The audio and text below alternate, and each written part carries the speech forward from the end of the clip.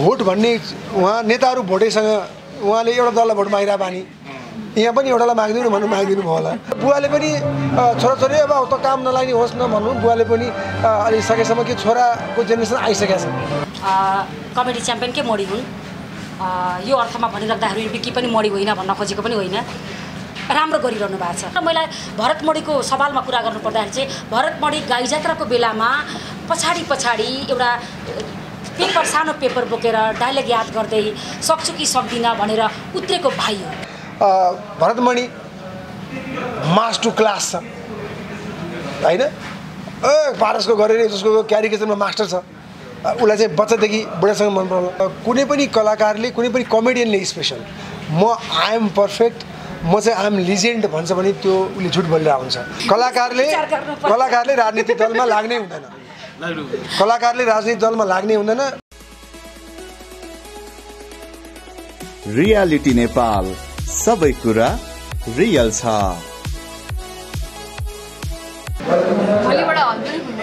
हल पनि खुल्दैछ, सर्वप्रथम के भन्न चाहनुहुन्छ? हल खुल्दैछ, अब हामी चलचित्रकर्मी अब हल व्यवसायमा लागेको छ, हल खुलेको त एकदम राम्रो कुरा हो। अब हल खुले सँगसँगै मन पनि खुलोस्, डर हटोस्।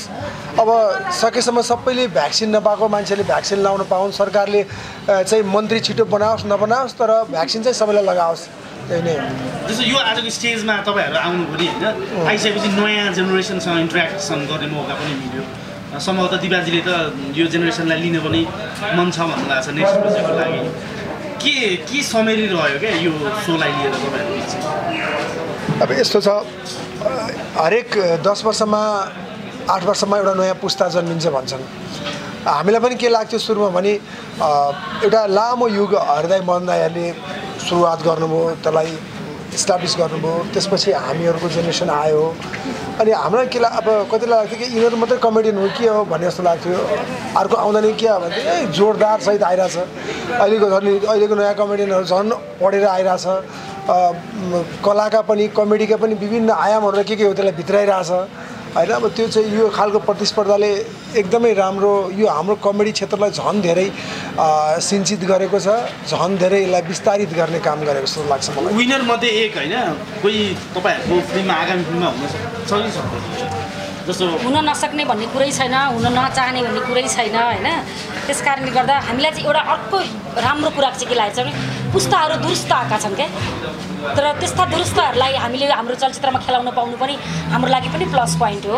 त्यस कारणले गर्दा एउटा कन्टेस्टेन्ट भन्दा पनि धेरै सबैजनालाई चाहिँ म समेट्न पाऊँ त्यस्ता खालको विषयवस्तु त दिपकजीले लेखिदिनु भयो हुन्थ्यो भन्ने मलाई त्यो पनि एउटा इच्छा छ। जस्तो नि गुरुहरूका गुरु महागुरु नै विभागमा पर्नुभयो होइन, समय सँगसँगै हिँड्न नसकेको भन्ने आरोप मलाई पनि लाग्यो होइन। यस विषयमा तपाईँको जहिले पनि समीक्षा मिठो आउँछ क्या, तपाईँले समीक्षा गरिदिनुहोस् न सन्तोष पन्त सरको अघिल्लो हप्ताको स्टेटमेन्टलाई लिएर र आज तपाईँले के देख्नुभयो? एउटा जजको भूमिका सदैव चुनौतीपूर्ण हुने गर्छ, चाहे त्यो साँच्चैकै न्यायालयको जज होस् अथवा चाहे यस्ता रियालिटी सोका जज होस्। जजको भनाइ, जजको सोचाइ, उसको शब्द भनेको इन्टायर आयोजकको सम्पूर्ण पब्लिकलाई प्रतिनिधित्व गर्दैन। प्रतिनिधित्व गर्ने भए त जजले एउटा राम्रो भनिरहेको हुन्छ, अर्कोले जितिरहेको हुन्छ। यो उहाँको एउटा व्यक्तिगत धारणा हो, त्यसलाई चाहिँ एकदमै हामीसँग स्पोर्ट्सम्यानसिपको अभाव अलिकति खड्किन्छ। त्यसको लागि चाहिँ म के भन्न चाहन्छु भने सन्तोष पन्त दाई मेरो त पेसाको हिसाबले बुवा हुनुहुन्छ, म उहाँमाथि त केही भन्नै सक्दिनँ। सन्तोष दाई हृदय मन दाईको बारेमा मैले के टिप्पणी गर्नै मिल्दैन। जस्तो मेरो बुवाले भन्दा मैले अहिले 2-4 शब्द बढी जानेको छु। मेरो बुवालाई भन्दा मलाई अलिकति बढी कुरो थाहा छ होला, तर म बुवा भन्दा महान होइन। त्यो होला मैले बढी जानेको छु होला, तर त्यो हुँदैन। त्यस कारणले गर्दा बुवालाई पनि सम्मान गरौँ र बुवाले पनि छोराछोरी अब त काम नलाग्ने होस् न भन्नु बुवाले पनि अलि सकेसम्म कि छोराको जेनेरेसन आइसकेको छ, यस्तो तेजिलो जेनेरेसन आइसकेको छ कि त्यो हाम्रो कल्पनाभन्दा पनि बाहिर छ होइन। त्यसको पनि सम्मान गरौँ, तर यसलाई कन्ट्रोभर्सीमा नतानौँ र डिसरेस्पेक्ट नजन्मियोस् यो कुराबाट। समग्र हास्य व्यङ्ग्य क्षेत्रकै एक किसिमले अपमान पनि भयो त्यो नगरौँ भन्ने किसिमको आइरहेछ नि कमेन्ट। दिवाजी तपाईँ के होइन त्यो बिल्कुलै मलाई लाग्छ त्यस्तो कुरा ल्याउनुमा हाम्रो आफ्नै दोष हो जस्तो लाग्छ मलाई। किनभने अब कसरी त्यसलाई तन्काइन्छ भन्ने कुरा पनि आउँछ। त्यस कारणले गर्दा यो जजलाई गाली गर्ने, कन्टेस्टेन्टलाई गाली गर्ने भन्ने कुरा चाहिँ यो एउटा कार्यक्रमको एउटा ऊ पनि हुनसक्छ, स्वरूप पनि हुनसक्छ। त्यस कारणले गर्दा कोही मान्छे पनि कहिल्यै मान्छे नराम्रो हुँदैन क्या, व्यक्ति कहिले पनि नराम्रो हुँदैन, समय नराम्रो हुन्छ। त्यस कारणले गर्दा समयमा त्यस्तो कुराहरू कस्ता खालका कुराहरू प्रयोग गरिए भन्ने कुरा चाहिँ मायना राख्छ। त्यस कारणले गर्दा एउटा शब्द मानिस हो, मानिसबाट कहिले पनि मानिस कहिले पूर्ण हुँदैन। मानिस भगवान होइन। मानिसबाट बेला बेलामा उसका अभिव्यक्तिहरू विवादमा आउने गर्छन्, त्यो अस्वाभाविक पनि भन्न मिल्दैन त्यसलाई। कहिलेकाहीँ म चाख्छु मुडो, बन्चरो चाख्छ घुँडो भने जस्तो हुन जान्छ कहिलेकाहीँ। त्यसलाई चाहिँ एकदमै एक्जेजरेट गरेर त्यसलाई तन्काएर अनि हामीले डिसरेस्पेक्ट देखाएर अपशब्दहरू प्रयोग गर्नु भनेको त्यो चाहिँ त्यति राम्रो लाग्दैन। जसले मिस्टेक गर्छ त्यो मान्छे हो र म भन्छु एकदमै धेरै मिस्टेकहरू गर्नुहोस् र तर त्यसबाट सिक्नु चाहिँ सिक्नुहोस्। त्यो हरेक गल्तीबाट सिक्ने चाहिँ सिक्नुपर्छ। जस्तो रिभ्यूको कुरा गरौँ न, भरत मडी र विक्कीकै चर्चा छ मार्केटमा एकदम अत्यन्त होइन। तपाईँले भरत मडीजीको समीक्षा गरिदिनुहोस् यो समग्र पर्फर्मेन्सको, व्यक्तित्वको, र तपाईँले विक्कीजीको गरिदिनु पर्ने हुन्छ किनभने तपाईँ क्रिटिकल पनि हो होइन, समीक्षा राम्रो पनि हो होइन। भरत मडी वास्तवमा भन्यो भने मैले भरत मडी भाइ कमेडी च्याम्पियनकै मडी हुन्, यो अर्थमा भनिराख्दाखेरि विक्की पनि मडी होइन भन्न खोजेको पनि होइन। राम्रो गरिरहनु भएको छ, आज राम्रो गरेर नै उहाँहरू टप 3 मा पुग्नु भएको छ। त्यस कारणले गर्दा मैले मूल्याङ्कन गर्ने होइन कि आज दर्शकले मूल्याङ्कन गर्नुभएको छ, जजले मूल्याङ्कन गर्नुभएको छ, भोटले मूल्याङ्कन गर्नुभएको छ भनेपछि मैले गर्दाखेरि चाहिँ मेरो लागि चाहिँ 3 जना प्रतिस्पर्धी नै विनर हो कमेडी च्याम्पियन। व्यक्तित्वको चर्चा भनेको मैले खासमा चाहिँ व्यक्तित्व त मैले त्यसरी भास्ट रूपले उहाँहरूलाई भित्रबाट चिनेको छुइनँ। तर मैले भरत मडीको सवालमा कुरा गर्नु पर्दाखेरि चाहिँ भरत मडी गाई जात्राको बेलामा पछाडि एउटा पेपर, सानो पेपर बोकेर डायलग याद गर्दै सक्छु कि सक्दिनँ भनेर उत्रेको भाइ हो। त्यो भाइले आज यस्तरी कमेडी च्याम्पियनको स्टेजमा एउटा हल्लाउने काम गरेछ भनेपछि उसको यो अविरल यात्रालाई चाहिँ हामीले सलाम गर्नुपर्छ। विक्की सरको अब विक्की र भरतमणि र अर्को भाइ सबैको म त के भन्छु भने सन्तोष भाइ लगायत सबै जो छ सब अल आर स्पेसल।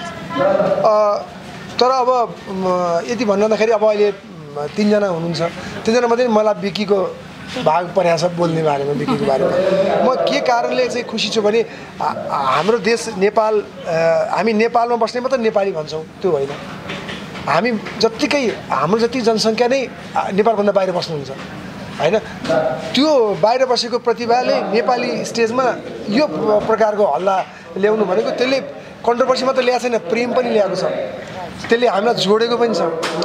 म यस कुरामा खुसी छु। अनि विक्कीको पर्सनली कुरा गर्दाखेरि चाहिँ उसले प्रयोग गरेको छ र मलाई के लाग्छ भने जो मान्छेले डिफ्रेन्ट गर्छ, यो जमाना डिफ्रेन्टको फरकको, रेगुलर सबले गर्न सक्छ, डिफ्रेन्ट गर्नलाई चुनौती उठाउनलाई त्यो केही मान्छेले मात्रै सक्छ। अब म चाहिँ एउटा कुरामा चाहिँ जस्तो अस्तिको पर्फर्मेन्सकै कुरा गरौँ, विक्की सबभन्दा बढी हाइलाइट त्यहीबाट भयो, सायद अझै 1-2 हप्ता चर्चामा आउँछ। विक्कीको पर्फर्मेन्स खालि एउटा के हो भने सनाई भन्ने बाजा असाध्यै राम्रो बाजा हो, त्यो मलामी जाँदाखेरि बज्दैन, त्यो बिहामा बाज्छ। खालि त्यो प्लेसमेन्ट मात्र त्यो बाजाको सही हो कि होइन त्यो चाहिँ म भन्न सक्दिनँ।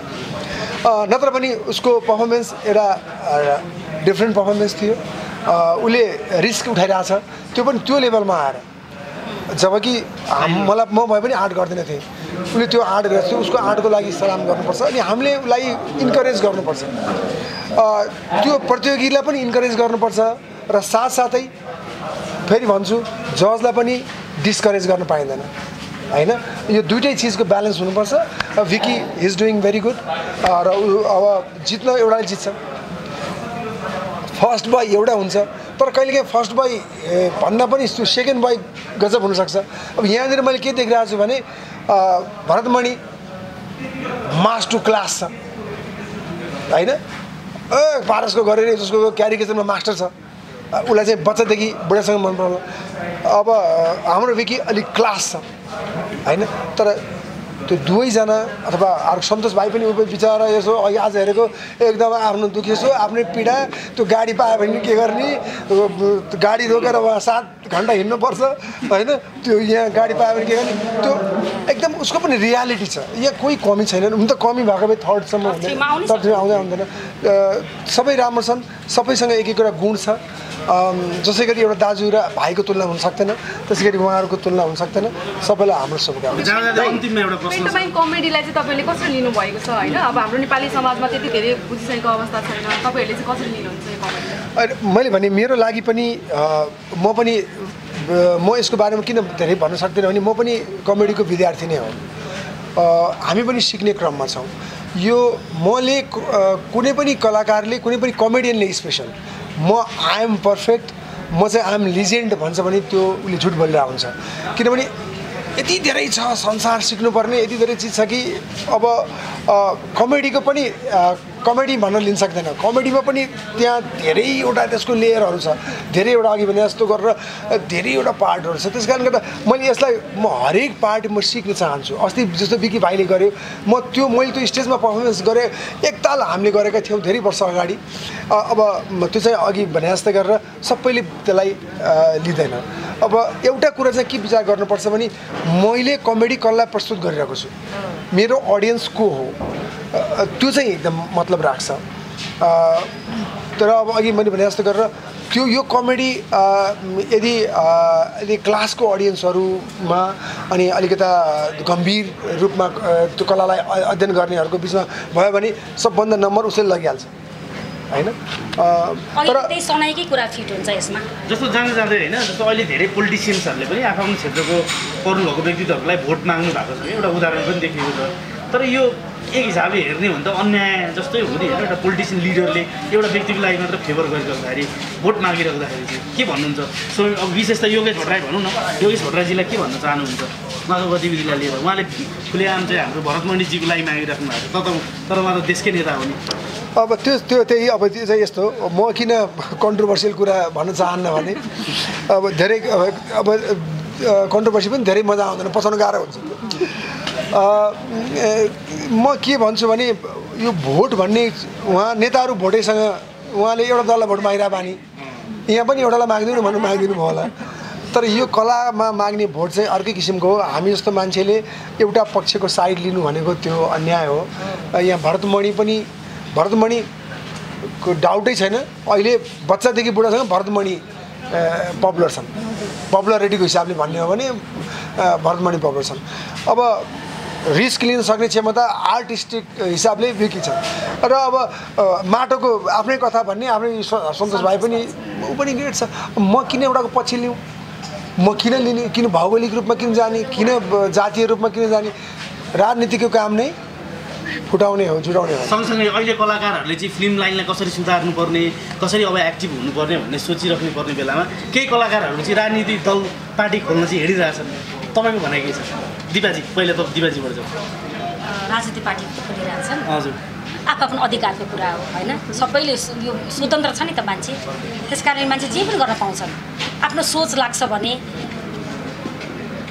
राज्यलाई नै गाह्रो पर्ने खालको काम नगरौँ तर उहाँहरूको आफ्नो मनले एकदमै त्यो कुराले उहाँ खुसी हुनुहुन्छ भने त्यही गर्न तर पनि एउटा जस्तो फिल्म क्षेत्रलाई नै केही गर्न सकिन्छ म चाहिँ पर्सनली के भन्छु देशलाई कसरी गर्न सक्छन् भन्ने क्वेसन पनि म चाहिँ पर्सनली के भन्न चाहन्छु भने कलाकार मेरो व्यक्तिगत विचार हो कलाकारले राजनीतिक दलमा लाग्नै हुँदैन कलाकारले राजनीतिक दलमा लाग्नै हुँदैन कलाकारको विचार भनेको त्यो 5 वर्षमा एकपटक भोट हाल्ने गएर त्यो पनि कहाँ हाल्ने सुटुक्क गरेर हाल्ने हो कुनै दललाई नभन्ने कलाकार कुनै पार्टीमा जान पाइँदैन लाग्नु पनि पाइँदैन लाग्ने हो भने कलाकार त छोड्नुपर्छ जस्तो लाग्छ मलाई चाहिँ म कलाकार मात्र भन्दिनँ कालो कोट लगाएका वकिलहरू डक्टरहरू विद्यार्थीहरू मिडियाकर्मीहरू कोही पनि पार्टीको सदस्य हुनु हुँदैन देश बिग्रेकै यही कारणले दाइ अब जस्तो कमेडी च्याम्पियनको सोमा आउनु भएको छ नि होइन त हुँदाखेरि जति पनि गेस्ट आर्टिस्टहरू हुनुहुन्छ नि उहाँहरू चाहिँ आउँदाखेरि प्रस्तुतिहरू पनि विशेष रहने गर्छ दाइहरूको चाहिँ प्रस्तुतिहरू केही त्यस्तो भयो आज होइन अब प्रस्तुति भनेर एउटा हामीले केही प्रदर्शनहरू त केही गरेनौँ तर त्यही मैले भने नि यो कमेडी च्याम्पियन भनेको यो एउटा यस्तो स्टेज हो यहाँ चाहिँ तयारी गरेको भन्दा कस्तो राम्रो हुन्छ भने अन द स्पट होइन देखेको कुरालाई जस्तो जजलाई देख्यो जजलाई कमेडी बनाइदियो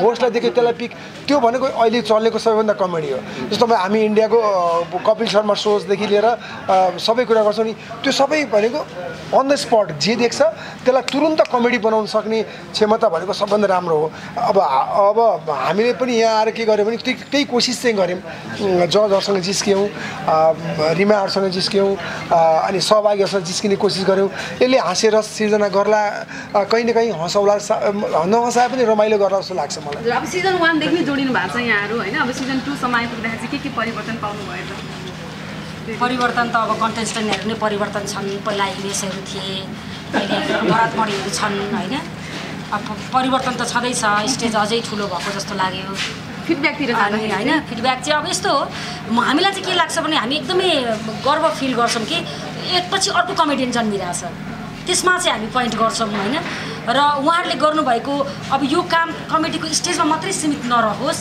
उहाँहरूको चाहिँ अरू आगामी कार्यक्रमहरू पनि त्यसरी नै झाङ्गियोस् भन्नु चाहिँ शुभकामना दिन यहाँ आएको हो त्यस कारणले गर्दा उहाँहरूले गर्नुभएको क्यारिकेचर उहाँहरूले गर्नुभएको पर्फर्मेन्सलाई चाहिँ हामीले निहाल्ने अवसर पायौँ यो अर्थमा कि अबको युवा पुस्ताहरूले चाहिँ कसरी गरिरहेछ त्यो कुरा हेर्न पाइयो अब परिवर्तनै भने त्यस्तो छैन कमेडीमा चाहिँ पन्च लाइनमा परिवर्तन हुन्छ पन्च लाइनहरू दामी दामी पस्किरहनु अहिले हाँसुविधा पनि एउटा प्रश्न चिन्ह उठिरहेको छ होइन हाँस्नु हँसाउनु अरूको क्यारिकेचर गर्नु अरूलाई रोस्ट गर्नु मात्रै हो कि कमेडियन हो कि होइन त्यस्तो भन्ने आइरहेको छ नि त अहिले के भन्नुहुन्छ तपाईँ तर कमेडीलाई डिफाइन नगरौँ जस्तो लाग्छ मलाई यति धेरै छ यसको यो कमेडी भनेको एउटा विधा हो यसको उपविधाहरूमा यति धेरै चिज आउँछ अब क्यारिकेचर पनि आउँछ अर्कालाई रोस्ट गर्नु पनि रोस्टिङ पनि आउँछ अनि त्यहाँ स्किटहरू बनाएर रेडिमेड स्किटहरू आउँछ हामीले गरेको सिनेमामा गरेको आउँछ मुख अभिनय आउँछ यसमा धेरै चिजहरू छ सबैलाई एक्सेप्ट गरौँ भल्गरिटीबाट सकेसम्म जोग्यौँ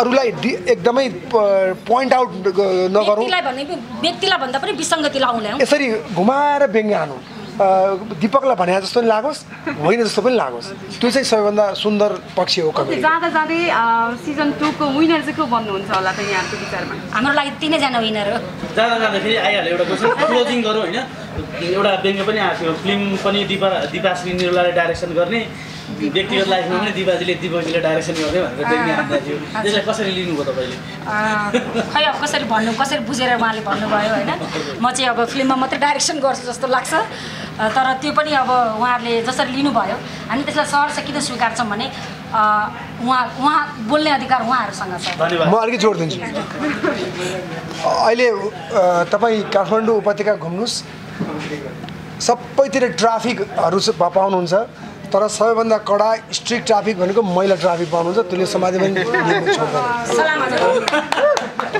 र महिलाको निर्देशनमा हिँड्यो भने सफल हुन्छ